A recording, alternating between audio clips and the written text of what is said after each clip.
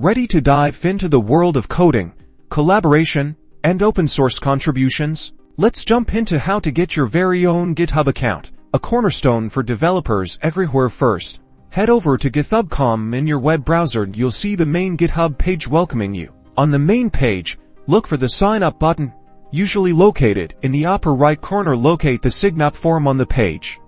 Click that button.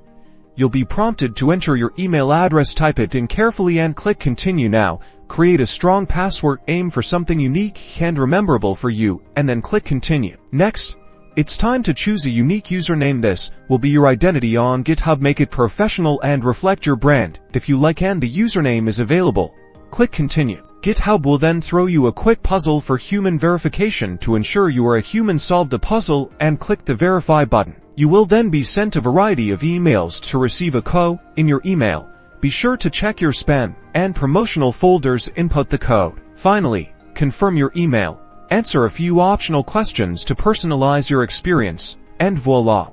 You've officially joined the GitHub community. Now explore your profile, start creating repositories, and get ready to contribute to awesome projects.